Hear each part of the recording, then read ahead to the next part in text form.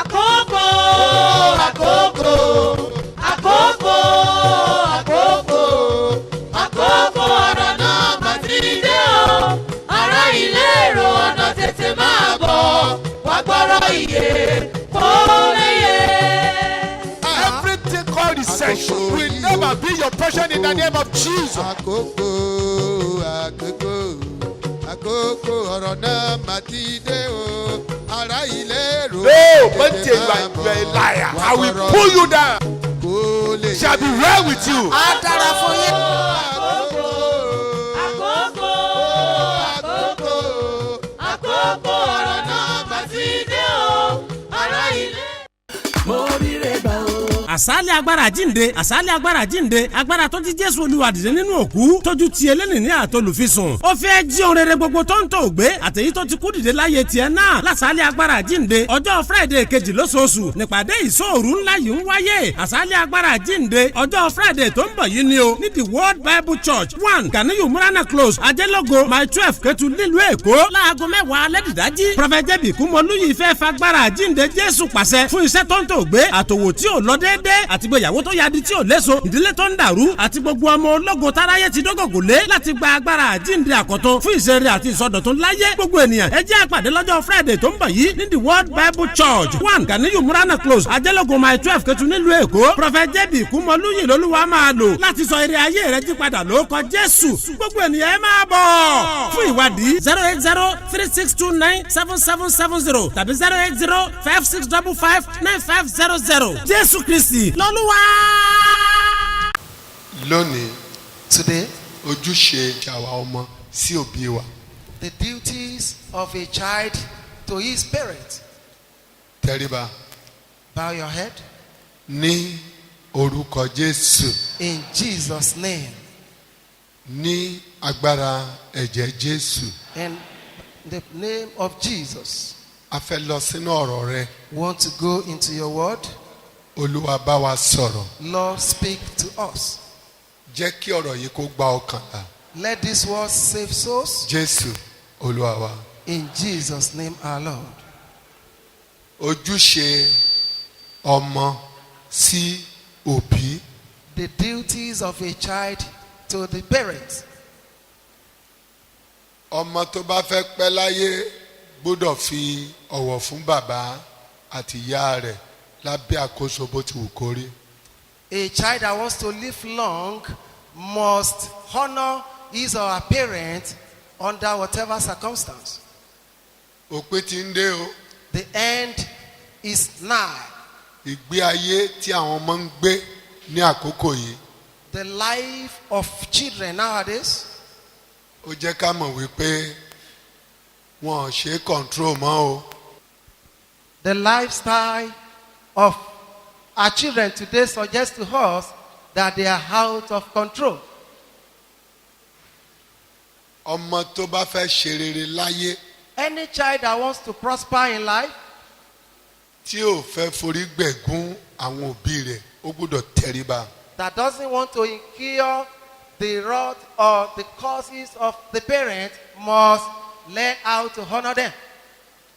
Lẹ́yìn Ọlọ́run, Beside God or after God, òbí ni Ọlọ́run kejì tí ọmọ gbọ́dọ̀ tẹríba fún.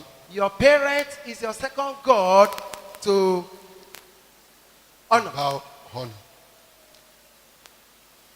Lẹ́yìn Ọlọ́run, After God, òbí ló tẹ̀lé Ọlọ́run tẹ́nìyàn gbọ́dọ̀ tẹríba fún. parents are next to God to honor. Kí nìdí? And why? Nígbà tí o fẹ́ wá sáyé By the time you were coming into the world, láti pasẹ̀ òbí rẹ ló gbà wá sí ayé. you came through by your parents, Obìnrin particularly female ones. kò rọrùn It's not easy for them láti gbé ẹ sí inú fún odidi oṣù mẹ́sàn-án. to conceive you in their womb for 9 months. Oṣù mẹ́sàn-án. For 9 months, Tí ìyá bá fẹ́ bí ọmọ, when a woman is about to give birth, ẹsẹ̀ kan ní ayé, ẹsẹ̀ kan ní ọ̀run. It's a 50-50 thing. Tí ọkùnrin bá ní oore ọ̀fẹ́ láti lọ sí hospital láti wo bí obìnrin ṣe ń bímọ tó wọ labour room. Any man that has the opportunity to witness a woman while in labor in the hospital, Tí ọkùnrin yẹn bá rí torí ìyàwó ẹ̀ níbi ní labour room, if the man should witness the woman while she's in labor in the labor room, àbí kí wọ́n pe ọmọ kan tó dàgbà nínú ọmọ ẹ̀ pé wo bí ìyá rẹ̀ ṣe ń jìyà nílẹ̀ẹ́lẹ̀ kó tó bí ọ. or if one of his grown-up children is to be invited to witness how the mother suffered before he came into the world, A ronú lẹ́ẹ̀mejì. he will think twice. A ronú lẹ́ẹ̀mejì. He will think twice. Kò rọrùn. It is not easy Tí obìnrin bá ń rọbí, when a woman is in labor. ohunkóhun tí obìnrin yẹn bá sọ lọ́jọ́ ìrọbí àṣẹ́gun. Whatever thing she utter is going to be authorized. Ọjọ́ tó le ni ọjọ́ ìbímọ fún obìnrin. The day of labor is a terrible day for women. Yóò máa pariwo ni. She will be screaming. Tó o bá rí lẹ́ẹ̀kan ṣo tí wọ́n gbà ẹ́ láàyè láti wọ labour room. If you are opportune to witness it in the labor room just once, Ó yẹ kí ọkùnrin kó jí láàárọ̀ a man ought to wake up in the morning kó máa sọ pé ẹ káàárọ̀ mà. and pay obeisance to his wife. Good morning, ma. Bíbélì sọ pé ọkọ ló lórí aya o. Though the scripture says the husband is the head of the woman, Ṣùgbọ́n láti fi ọ̀wọ̀ ọjọ́ yẹn láti fi wọ obìnrin. but just to accord them the honor of that day. Ọjọ́ tó lágbára ni. What a terrible day. Ọjọ́ má ní gbàgbé ni. A remarkable day indeed. Tí ò bá jẹ́ pé Ọlọ́run máa ń fi ìgbàgbé sí i fún obìnrin. If not that God has made it naturally for women to forget that difficult day, Kò sóbìnrin tí ó gbà kí òun ní oyún mi mọ̀ láyé. no woman will ever accept to be pregnant again.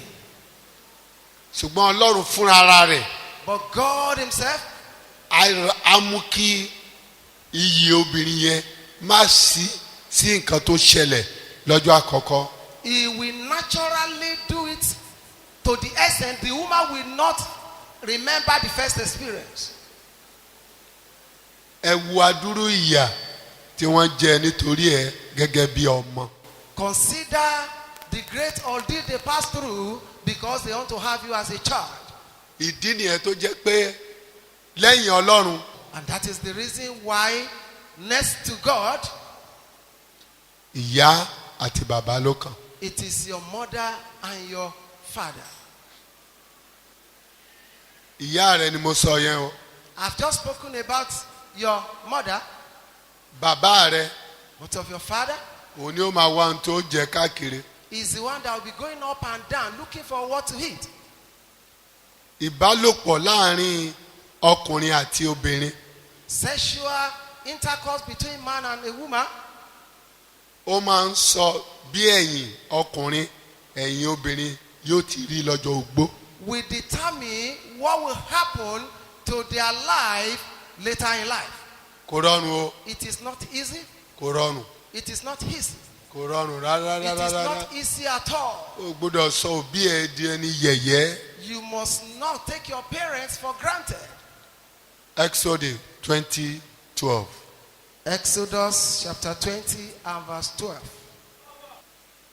Bọ̀wọ̀ fún bàbá òun ìyá rẹ kí ọjọ́ rẹ kí ó lè pẹ́ ní ilẹ̀ tí Olúwa Ọlọ́run rẹ fi fún ọ. Honor your father and your mother, that your days may be long upon the land which the Lord your God has Ṣé o given gbọ́ to báyìí? you. Bọ̀wọ̀ fún bàbá àti ìyá rẹ. Honor your father and your mother. kò sí tó tún yàtọ̀ sí mọ́ láyé. There is nothing that is different from this.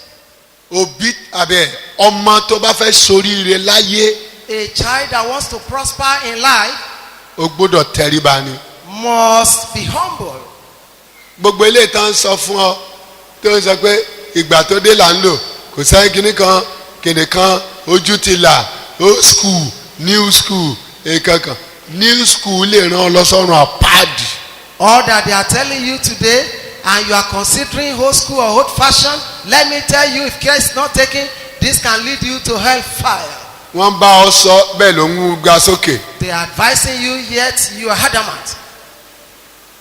ọkùnrin tó ń kó káàkiri yìí pọ̀. You are going out with too many male friends. kíyè sára ọmọ yìí. Be careful, my child. rárá o ẹ má bá mi sọ o. Please don't tell me that. ìgbà tèmi ni mò ń lò. I am in my own time and I am spending my time. ó lo ìgbà rẹ dénú náà rùn àpáàdì tó bá Care is sọ̀rọ̀. not taken, you are going into hellfire. bọ̀wọ̀ fún bàbá àti ìyá Honor your kí father ọjọ́ rẹ bá lè pẹ́ lórí ilẹ̀. and your mother so that your days may be long on earth. ọ̀pọ̀ ọmọ ló kú láì tọ́jọ́ So many children are dying untimely nítorí pé wọn ò tẹríba fún àwọn òbí wọn. because they fail to be humble before their parents. ìwọ mọ̀ pé ìyá àti bàbá rẹ rí iwájú. Don't you know that your parents, they have seen into the future? ẹ̀yìn ni wọ́n sì ń wò. You are only looking at what you have gone through. ohun tí sísìn yìí ló ń wò. You are considering the present things, àwọn ti là á kọjá but they have gone through that. wọ́n ti bọ́ síwájú. They are already in the front.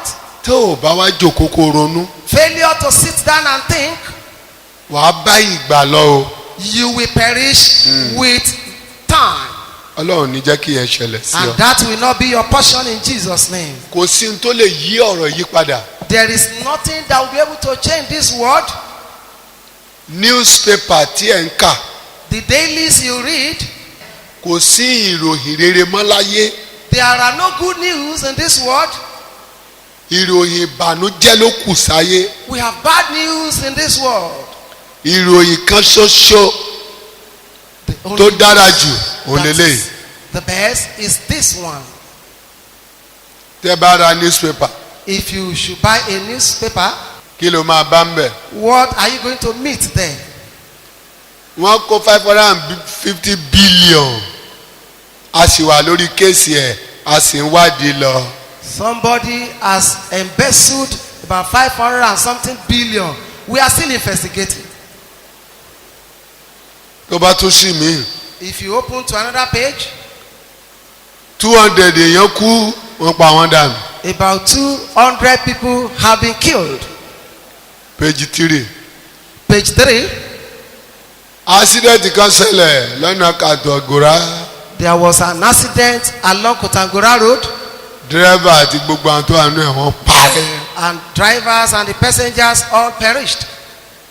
ní ìlú òyìnbó Over there in Europe, pílẹ̀nì jábọ́ an aircraft crash landed kò sẹ́ni tó là nínú wọn. and no survivor.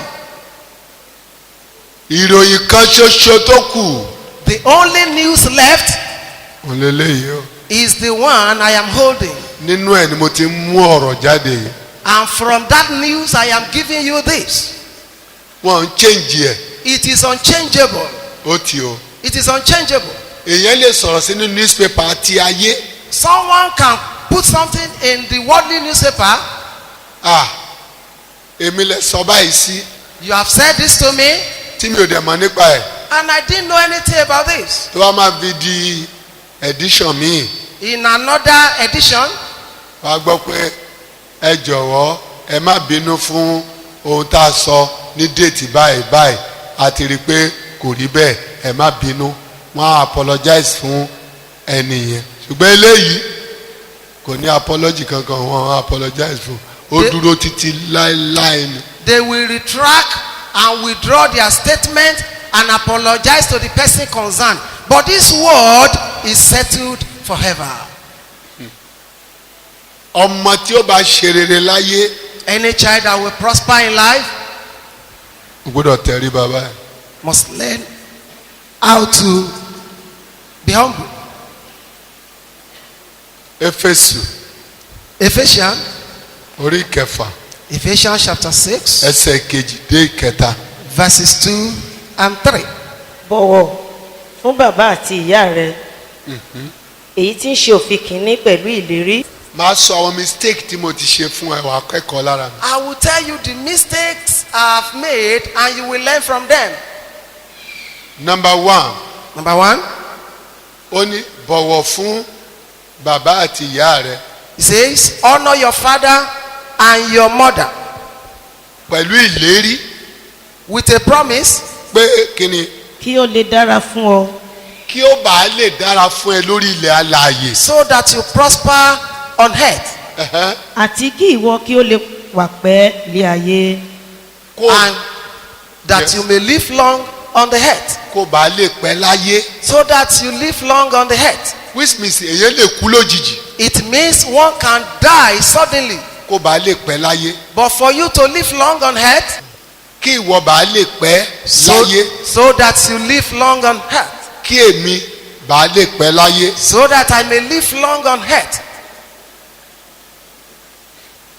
Gbogbo ohun tí wọ́n bá ọ sọ yìí All that they are telling you, oyún mélòó ló fẹ́ ṣẹ́ láyé. how many lọ́mọ. pregnancies do you want to terminate before you have yours?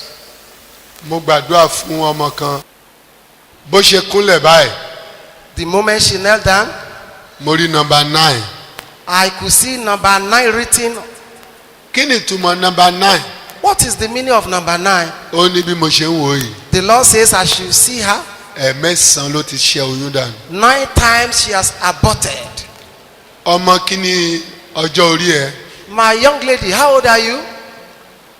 Ó ní ọmọ 17 years. She said she was 17 years. Ẹ sọ fún mi. Now tell me, Ìyá ti kìlọ̀kìlọ̀ títí tí. the mother must have warned her. Kò gbọ́ ni. She will not hearken.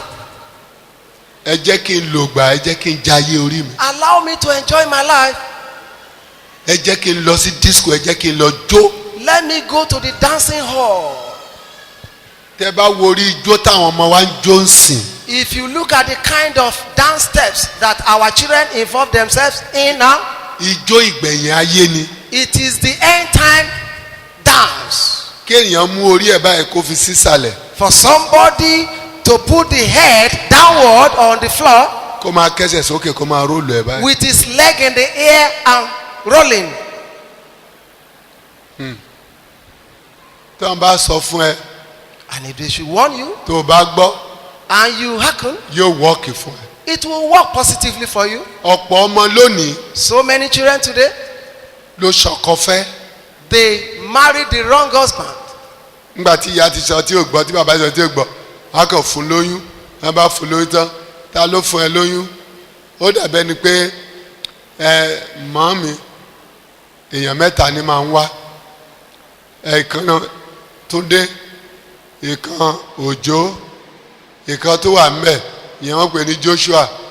Èwo wá ni ó ní oyún nínú àwọn mẹ́tẹ̀ẹ̀ta yìí. Mo sì ń bọ̀ náà màá fún ilé sí. Refusing the warnings from the parents, after some time, maybe she gets pregnant, and about 3 men she feels are responsible for that. And when she now comes home and the parents begin to ask her, who is responsible for this pregnancy? She'll be mentioning Tunde, she'll be mentioning Ojo, she'll be mentioning the 3rd person.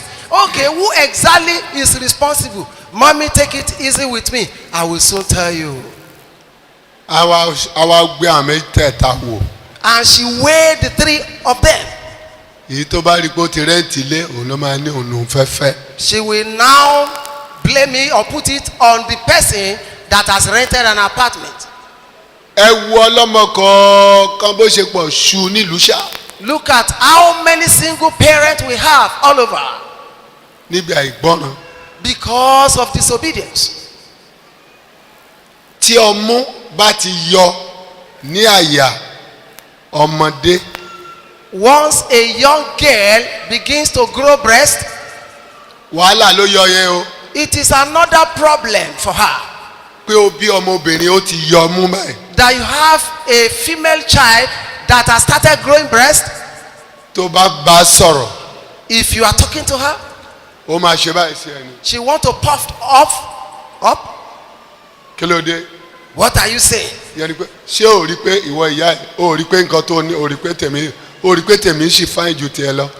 òun náà ló fa ọmú ìyá ọ̀hún gbà tó ń wọn mú o. eléyìí special ni ó sì dúró ó ń tanná ó ń tanná ó ń tan pọ́ìntà ó ń tan pọ́ìntà òun náà ni ó tàn tó tàn lọ síbi tí wọ́n ti tàn wọ́n bá fún lóyún tán àwa gbé ọmọ yẹn kínní kankan àwa lọ gbé fún ẹ̀jẹ̀ ẹgbẹ́ ẹ bá mi gbà ẹ máa bá mi tọ́jú ẹ̀ ìwọ òbí òtítọ́ ọ̀rọ̀ ló ń gbọ́ yìí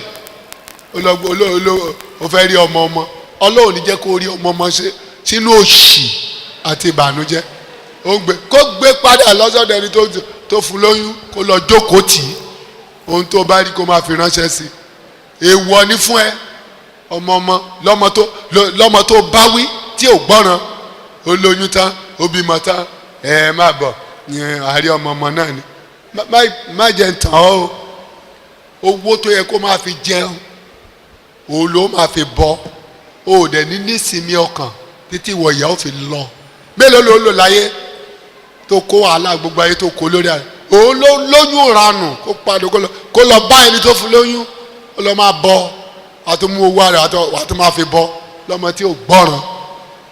What she's indirectly telling the mother is that, mother, you can see what is protruding on my chest or from my chest. It's like yours. Even my own is fresher than your own. Mommy, your own is sagging now.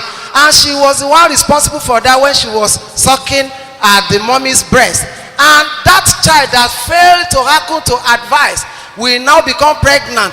And that ignorant old woman will now adopt the grandchild again. Instead of using the little she's penny to feed herself, she'll be using on that useless child. ojúṣe ọmọ ni láti gbọ́ràn sí òbí rẹ̀ lẹ́nu. It is the responsibility or the duty of a child to obey their parent or his parent. 6:1. That is in Ephesus 6:1. ẹ̀yin ọmọ.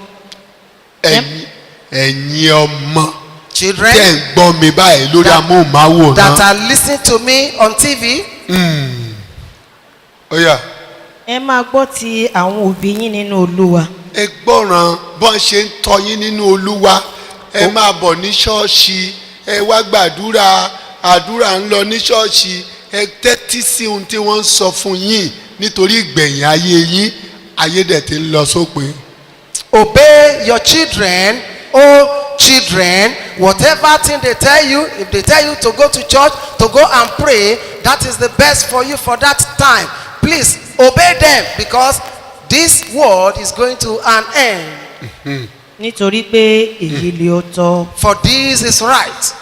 n tó tọ́ ni wọ́n sọ fún ẹ They yẹn. are telling you the right thing. má dẹ̀ jẹ́ ń purọ́ tàn ẹ́ o. And let me not deceive you. ṣọ́ọ̀ṣì pọ̀ We have many churches around, òtítọ́ sọnù. but truth is no longer relevant. bí ṣọ́ọ̀ṣì ṣe ń pọ̀ sí As many churches that we have, àárí ìfarahàn ẹ̀ nínú ayé àwọn ènìyàn. we cannot see the obvious Reflection. We cannot see the reflection in the life of the people. kò sí o. It's lacking. ṣọ́ọ̀ṣì pọ̀ ju ènìyàn lọ. We have more churches than human beings. ìyá rẹ̀ ń sọ fún ẹ pé báyìí ni kò ṣe Your mother is telling you the right thing to do ní ti olúwa. concerning the Lord. ṣé ìwọ ò mọ̀ wípé Don't you know that? pásítọ̀ ìṣúwà There are demonic pastors. òyìnbó pè wọ́n ní intruders. Àwọn the English people call them intruders. Àwọn aláṣàwọ̀. good àwọn àṣàwọ̀ ti wà. We have intruders in the ministry now. àṣàwọ̀ Intruders. wọ́n á lọ gbé aṣọ àdúrà wọ̀. They will go and wear prayer garments. wàá rò pé ìránṣẹ́ ọlọ́run ni wọ́n. You will think they are servants of God. ìkookò ni wọ́n tí wọ́n ń pa ní jẹ. They are wolves, the foreign people.